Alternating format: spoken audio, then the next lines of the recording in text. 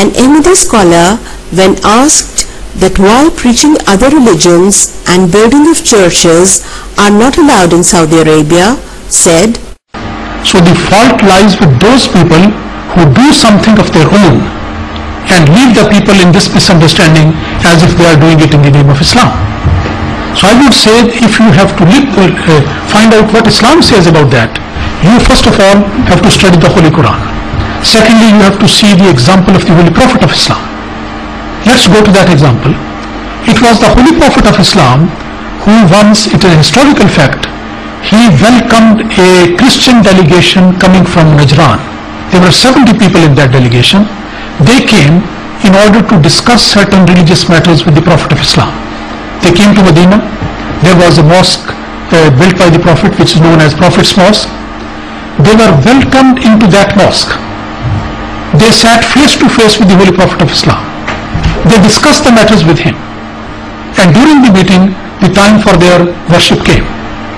And they asked the Prophet, "Won't you kindly excuse us to go out somewhere so that we can pray according to our own religion?" The reply of the Prophet was that, "Why do you have to go out? Why don't you stay in? Continue staying in this mosque, remain here, and we will just suspend the meeting for a time. So in the meantime, you can come and pray according to whatever you want to pray." So literally, it is recorded that the members of the delegation, they physically stayed there and they worshipped in the mosque of the Prophet. So now, can you make a comparison with this noble example with what is being done in Saudi Arabia nowadays? So the yardstick is not the present or the future or the previous regime in Saudi Arabia. This is the, I think, a real point which creates all the misunderstanding. The yardstick is either the teachings contained in the Holy Quran or the noble example of the Holy Prophet of Islam, who has been quoted as the noblest example, the role model. So that example I have already quoted. He used to meet with Christian people. He used to host them as well, the Jews as well. Sometimes Christian and Jewish people, they came and stayed as a guest in the house of the Holy Prophet of Islam. And the Holy Prophet of Islam was there to serve them and to look after them. So mixing is not disallowed with these people, and looking after them is also right.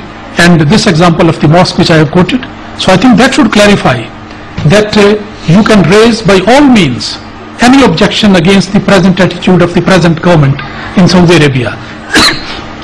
But based on that one, I'm sorry to say, you cannot object the teachings of Islam. I'm not responsible to justify or to endorse what the Saudi Arabian government is doing it. They are doing whatever they like.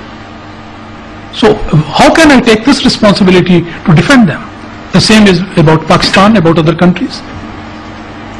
What my duty is, and that's a very noble and sacred duty, I simply have to defend the teachings of Islam, the teachings as contained in the Holy Quran. But if some people, they do not do according to that one, I will be the last person ever to endorse that one. Now earlier on we were discussing about suicide bombers. Can I support those people? Or any other person who is killing other people or doing unlawful activities? It's not my responsibility to defend those people who betray their own religion. I am here only simply to say this is what Islam says according to the Quran, and I am only here to defend that teaching, not the attitude of other people.